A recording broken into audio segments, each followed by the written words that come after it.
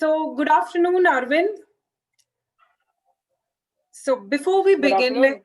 good afternoon. So, before we begin, let's tell our viewers and our listeners what this is all about.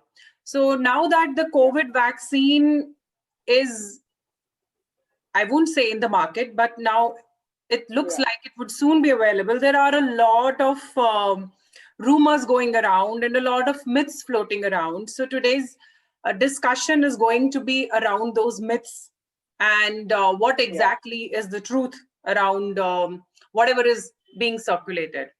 So my name is Shilpa Haq, and before we begin, Arvind, please tell us, why should we be listening to you and not to some Billy Masi and some Bubbly Masi, those people who are media influencers these days? Why should we be yeah, listening to you?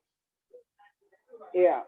So, an extension to that question is that there are so many immunologists out there and so many doctors out there. Why are they not speaking about it, and why are you speaking about it? That's another extension to this question. So, what I want to say in this is that first of all, I have a degree in biology, and I have done undergraduate research for 2+ years.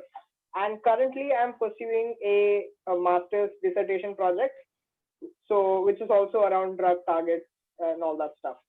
So that's why I think I am at least way more qualified than most people who are discussing this. So and I'm not saying I'm an expert at biology, or I'm an expert at immunology. I'm not making those claims. And the second reason why whatever I'm saying is the truth is because it's based on objective facts that have been published in research journals. So most of this is not my opinion. It's just facts that I have learned from various sources and within the scientific fraternity as well. The question that arises that why are others not speaking about it? Well, I can't speak on their behalf. I don't know why people who are more qualified, who are actual immunologists and doctors, and why are they not speaking about it? I'm not sure about it. But because those people are not speaking about it, I am forced to step out of my comfort zone and spread this facts to other people. So that's why that's my case. Okay, so the very first question that comes when we even start discussing about COVID is that, is it really a real disease? Because you have number of people saying that it's not a disease at all. Some people are saying it's a bacterial infection and it doesn't even have anything to do with viruses. Some people are saying it's a scamdemic. So let's Hmm. first start with this question: is it even a real disease? Okay, so yesterday, which is 16th of December, there was this video released on a YouTube channel called Showmus Biology, which is a really popular channel. And I watched that video, and it appears that the person who made the video got himself infected just to check whether the actual disease is a disease Oh, or a scam. I'll Yeah. So I'll link the video to that. In fact, to be honest, I would have done the same if I did not have parents with comorbidities, and I would have put them at risk if I did that. So I did not do that because I didn't want to put them at risk. But this guy has done it on our behalf. That is one thing. And the second thing is that there is definitely a very conclusive evidence that this is a new disease. It's not like flu, or it is influenza like, but it's not flu itself. So there are many reasons for it. First of all is the diversity of the symptoms. So first of all, it's a respiratory disease, right? So how does it spread? I'll cover that in brief. So basically, there is some person. Assume that there is some person who has COVID. Okay. Now that person is talking or breathing or coughing or sneezing, whatever, but he does not have a mask or say anything like that. So what happens is there are droplets that come out of our mouth, even though they might not be visible. It's usually that the droplets, even when we are speaking, there are droplets that are coming out. So they are micro droplets. So what happens is the virus replicates in our body, and the new virus particles are stored in the droplets that are coming out of our mouths and noses. So what happens is when these droplets land somewhere and you happen to touch that place, okay, this is not something that directly goes into your nose or something like that. So what happens is it falls on some surface, you touch the surface, and you put your, and then you touch your eyes or your nose or something like that. Don't worry, my hands are sanitized, so I can touch it. So, so you touch it anywhere like that. So what happens is the virus enters your, so you kind of self-inoculate yourself with the virus, and that's how you actually get it. So it comes in contact with your mucosal membranes, which is basically your inner side of your nose and mouth and all that, and that's how it enters your body and all that stuff. So how do we know that this is real? Why? How do we know that this is caused by that specific virus? Is I have sent a link to Shilpa, which is the first scholar.harvard, so it's a Harvard paper. So can you please share the screen? Yeah, I'm going to do that. Yeah. So in the meantime, I'll just explain what is happening. So the virus essentially enters our mucosal membranes, and basically it injects our body with its own viral DNA, and that genetic material is replicated by our own body, because our body cannot differentiate between genetic material of our own or some other organism, as long as it is. So that's where the immune system comes in, because the mucosal membranes themselves cannot tell the difference. Okay, so I have shared the screen. I hope it is visible. Yes, it is visible. This one, novel 2019 coronavirus structure, mechanism and actions, antiviral drug promises. Yeah. So this paper is one of the papers that have elucidated the structure of the coronavirus, the new coronavirus, and how they have done that, and how they have conclusively proven that this is because of this virus, is because they checked the blood samples and the mucosal samples of all the patients who had similar symptoms in the early stages, and they isolated this virus from their body. So it is not something that they have cultured in the lab or something like that. So they check the patients, they check if they have similar symptoms, and then basically they just check whether they have this virus or not. So that is one way to find out. Now the other way to find out is to actually infect someone else with this and check out if this is what is causing the problems. But I'm not sure that is ethically sound. So what they do is they run cell cultures. So they have human lung cell cultures that they use, and these viruses, they actually infected those cultures, and that's how they know that okay, this is actually causing the infection that leads to degradation of our alveoli and all that stuff. So I'm not getting into the technicalities of it, but we are pretty sure at this point that this disease is not something that is flu or something like that, or aggravated flu, if most people call it that way.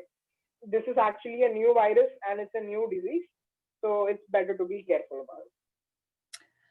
So because you just said that it's a new disease, so I want to understand how serious is it, because you have people claiming that it's nothing, it's not even like a flu, it's extremely mild, and they're just roaming around town. So how serious is this? To what extent can it be dangerous? Right. So at this point, we have to define something very important, and the word of importance here is dangerous. Okay, so we have to define what is dangerous. Now, there can be multiple definitions of dangerous in this context. One definition is that if there is a virus that you can get off the hook very easily, then it's not very dangerous, and that's the claim that that's the mentality of people, and that's what people think, that this is something you can get rid of it very easily. Just isolate yourself for like a week or 15 days or a month, and then you'll be fine, you'll recover. So if your definition of dangerous is something that is oriented or from a short-term perspective, then of course it's not a dangerous disease. But here's where the caveat is. Now we are learning more about this virus every passing day. So we know today more than we knew yesterday. That's how much research there is being put into the study of this virus, and we know every day something new happens. Now, a few months ago, there have been some references that the SARS-CoV-2 virus is found in kidneys. So I have sent a reference for that, which is the JASN link. Can you share that screen? Yes, just give me a second. JASN.ASN journals, yeah. Okay, I found it. Just going to open it. Once it's open, I'll share. Meanwhile, you can go ahead. So, as the title of the paper says, it's an evidence for direct renal infection. Renal means kidneys, basically. Infection of the kidneys due to the SARS-CoV-2 virus. And what we can see in this is that there are some ambiguous statements, and let me just unpack them for you. So the statement says that the cause of a kidney injury in COVID-19 is unclear. In an autopsy, say a study of a single patient with COVID-19 and acute oliguric renal failure, the authors identified intracellular viral assays, whatever, all that jargon is there. And it's consistent with direct infection of kidney by SARS-CoV-2. That's the important point. So the SARS-CoV-2 virus, which we assumed it to be a respiratory infection primarily, is now found in the kidneys of this particular patient. And again, the authors have stated that they have not discounted other reasons of kidney failure and other reasons of kidney disease, but the presence of, if you they have found the presence of this virus in the kidneys, and there is a statement as well. These findings provide confirmatory evidence of direct kidney infection by SARS-CoV-2 in a patient. So the reason why I say this is a dangerous virus is because of multitude of reasons. The first reason is that it is very virulent compared to flu or any other disease. It's very, very virulent. And that's why the lockdowns were imposed, just to bring because we know it's so virulent that it is going to affect the majority of the population by the end of its era. So we want to lessen the load on our health providers, and that's why we wanted to impose the lockdowns. Of course, the lockdowns they were all derailed, and it seemed like it didn't work. But the idea is basically that it's so virulent, and that's why it's considered a dangerous disease according to my definition. And the second reason is that we don't know everything about the virus yet, so we are learning as we go. And now we find out that it's causing problems in the kidneys. There are some studies which suggest that it causes problems. It causes diabetes, and it increases the incidence of diabetes and all those problems. And there are other studies which recently, there was 2 days or 3 days ago, I'm not sure, there was a study where they said that there is a rare fungal infection and people are being susceptible to that particular fungal infection, and because of that they are losing their eyesight. So this disease, even though it might let you off the hook pretty easily, it might cripple you for life. That's a risk, and that's a risk I'm not willing to take. So that's one reason why I think it is dangerous, and I think it should be dealt with seriously, and that's why it should be contained. Those are the few reasons. So Arvind, we understand now from what you said that it's a very virulent disease, and we still don't know what its long-term effects are going to be, because we are over a period of time discovering them, because it's a new disease. So when we say it's a new disease, is it a man-made disease?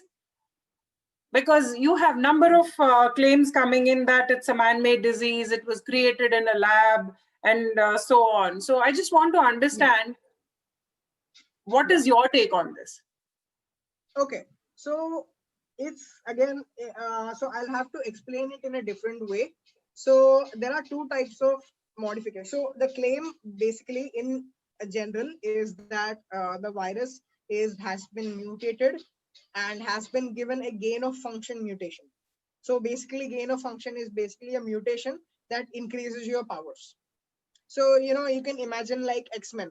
So X-Men have some kind of they're called mutants, right? Because they have some kind of gain of function. So they have functions that are elevated above the not general human being. So that is called a gain of function mutation. So it is similar to that, and that's what the people are claiming.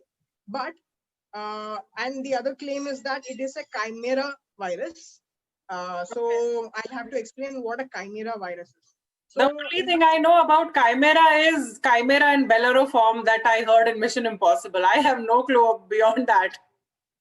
yeah, so the idea is basically pretty similar. So let's say these are two viruses. Okay, we'll assume these are two viruses. Okay, now if I basically cut the ends of these two viruses and I join them together, that's called a chimera. Okay. But what we have understood from checking the structural information, again refer back to the first paper. You don't need to share the screen. We will put the links in the caption. Okay, so refer back to the papers. It's a mosaic virus. It's not a chimera virus. Now let me explain what is a mosaic virus. So basically, if you go up to your terrace, okay, most of the terraces that I have been to have this floor that is mosaic floor. So basically, it is just a layer of cement, and people have spread all the broken tiles and etc. all there. Right? Exactly. Have you seen that? Yeah, my Yeah, terrace is similar. yeah. So it's I can say basically anything and broken get away tiles. with it. Yeah. So it's basically like that. So it's basically a bunch of broken tiles from different sources, but it has come together to form your floor. That's a mosaic. Also, what you can say is, say this is your virus, and I'll just remove it, and this will be your chimera, right? This will be your chimera. But if I take this and I remove the refill and I remove the top and I change everything and I put it here and there, so that will form a mosaic. Now Okay. it is so currently we do not have the technology to produce a mosaic virus. We have a technology to produce chimera, but it's debated. So if you've heard about CRISPR-Cas9, that is one method of gene editing. Okay. Okay, so yeah, so I'm just putting it out for information, but we have conclusive evidence that this is a mosaic virus. It is not a chimera. And so the claims that this is a man-made virus and it's been cooked up in a Wuhan lab or something like that, it has been given rise to because they want to push the agenda that there is this. So let me explain the source of this virus first. So at this point, we know conclusively by a landslide that this has been, it has been produced as a result of zoonotic transmission. Zoo means animals, notic means, through animals. Okay, basically.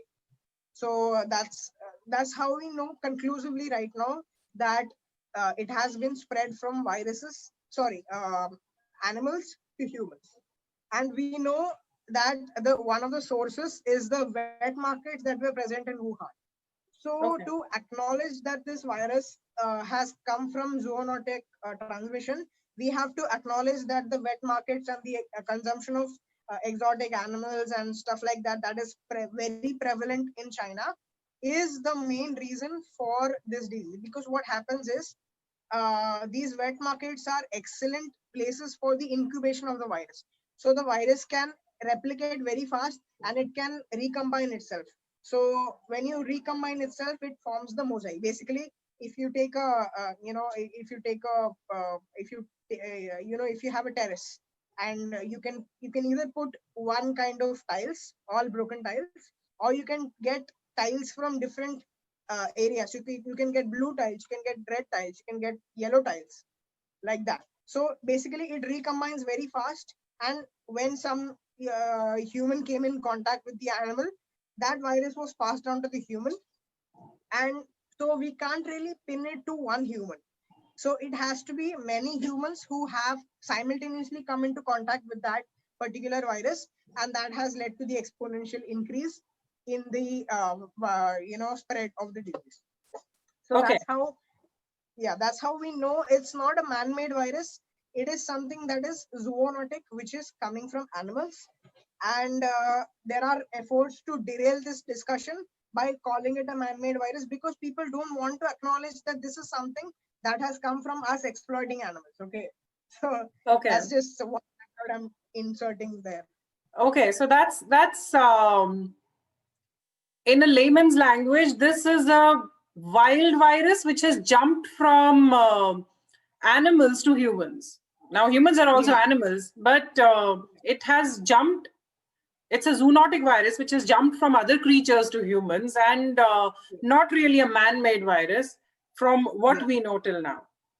Okay, so now that we have a fair amount of understanding of the virus, let's now try to get into the main point of this discussion, which is the vaccines of this particular COVID-19 virus. So before we begin discussion around it, let's first understand what exactly a vaccine is and how it works, because you have people discussing all kinds of things, that because vaccines contain mercury, so that means they will be injecting mercury into my bloodstream. All kinds of rumors and all kinds of nonsense is floating around on internet.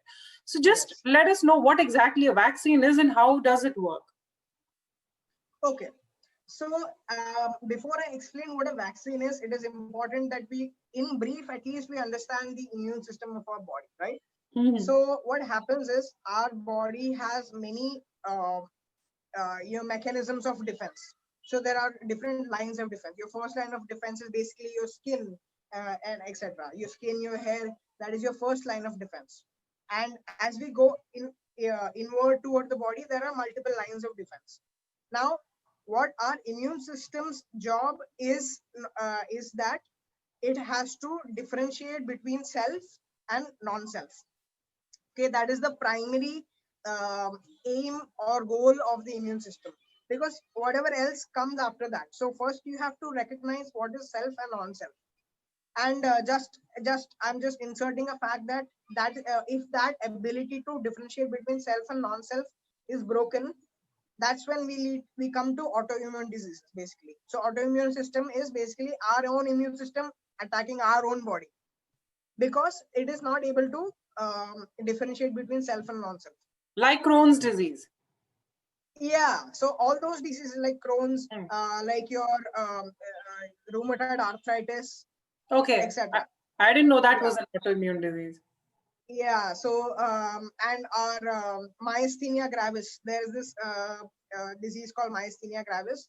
So it's basically your own body attacking your own neurotransmitter receptors. My generation knows that as Amitabh Bachchan's disease. What?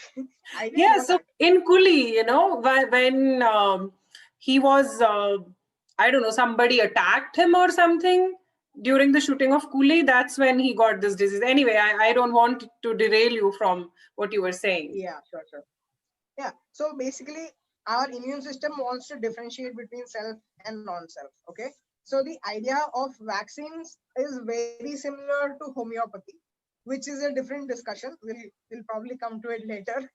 So it is very similar. It's basically just, again, even in vaccinations, there are different types of vaccinations. There is your live attenuated virus.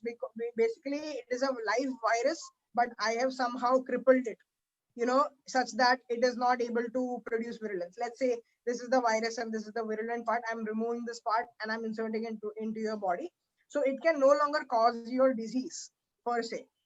So what happens is your immune system checks. So again, let's come to our first time when we contracted disease. Okay, any disease for that matter, when we contracted for the first time, our body takes some time. Our body is not perfect. It takes some time to generate antibodies, because every antigen, which is basically every pathogen, is different. So every pathogen has to be targeted with some different type of antibody.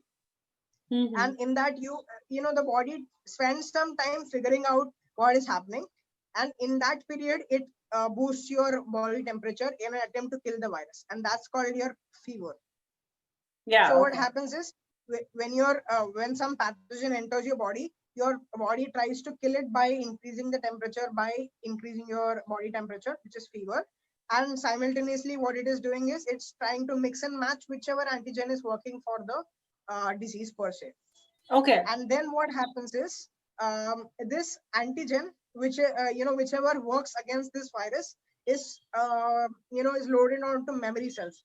I'm oversimplifying it just for the sake of the audience. Yeah, but But we basically want to there are understand it in a simple language only.